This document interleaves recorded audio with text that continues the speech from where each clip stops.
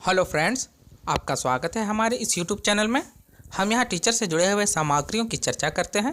इससे पहले कि आपने हमारा चैनल सब्सक्राइब नहीं किया है तो प्लीज़ सब्सक्राइब करें और हमारा वीडियो आपको पसंद आता हो तो लाइक करें और शेयर भी करें। तो चलिए शुरू करते हैं आज का लर्निंग प्लान। सबसे पहले शिक्षक या शिक्षिका का नाम लिख दिया जाता है। उसके बाद कक्षा, कालांश, तिथि, विषय गणित, विषय वस्तु गुणज तथा गुणनखंड, उप विषय वस्तु भाज्य एवं अभाज्य संख्या की समझ या कक्षा पंचम के लिए किया गया है। इसके बाद विषय वस्तु से संबंधित पूर्व समीक्षा लिखी जाती है, जैसे नए विषय वस्तु की चर्चा शुरू करने या पिछले क्रांश को ही आगे बढ़ाना है। इसके बाद विषय वस्तु से संबंधित प्रमुख उद्देश्यों को, प्रमुख बिंदुओं को लिखा जाता है, जैसे संख्या की समझ, प्राकृत संख्या की समझ, विभाज्य करने वाली संख्या की समझ, भाज्य संख्या की समझ, अभाज्य संख्या की समझ। इसके बाद यह विषय वस्तु पूर्व की कक्षा में किस प्रकार शामिल है उसे लिखते हैं। इसके बाद विषय वस्तु का शिक्षण पहले किया है या नहीं, यह विषय वस्तु अन्य इकाइयों से कैसे जुड़ा हुआ है और बच्चों में इसकी कितनी आधारभूत समझ है, तो थोड़ी बहुत है। तो सीखने सिखाने की विधियों में हम व्याख्यान विधि, अभ्यास विधि और व्यक्तिगत कार्य विधि का प्रयोग करेंगे।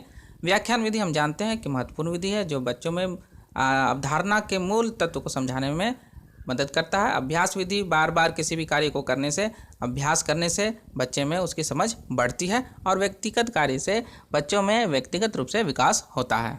इसके बाद हम अपनी योजना बनाते हैं। इस योजना में हम व्याख्यान विधि का प्रयोग करते हुए बच्चों में भाज्य एवं अभाज्य संख्या की परिभाषा बता करके 1 से 9 तक की संख्याओं को लिखकर उसे काटने वाली संख्याओं का एक सारणी या टेबल बनाएंगे और उनसे बच्चों को समझाने की कोशिश करेंगे कि भाज्य कौन है और अभाज्य संख्या कौन है।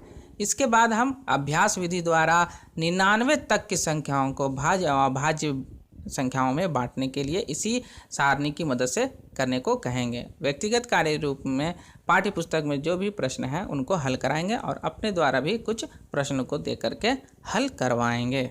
इसके बाद मूल्यांकन का कार्य किया जाता है। यह शिक्षण के बाद किया जाने वाला कार्य है। इसमें हम देखते हैं कि बच्चे विषय वस्तु के उद्देश्यों को समझने की ओर हैं या नहीं हैं, फिर दोबारा इस विषय वस्तु को पढ़ाना है या नहीं पढ़ाना है, प्रमुख सवाल जो बच्चों ने पूछा उन्हें लिखना है और प्रमुख संसाधन जिनका उपयोग हमने किया है उनको लिखना है। साथ ही साथ हम अपने इस कक्षा में क्या बदलाव ला सकते हैं तो आगे की कक्षा में हमारे शिक्षण पर प्रभाव डालेगा, हमारे शिक्षण में बदलाव लाएगा। कोई अन्य सवाल जो अपने मेंटर या विशेषज्ञ से पूछना हो तो यहाँ लिखते हैं। इसके बाद कोई अन्य टिप्पणी यहाँ लिखते हैं। इसी के साथ हमारा यह वीडियो समाप्त होता है। धन्यवाद।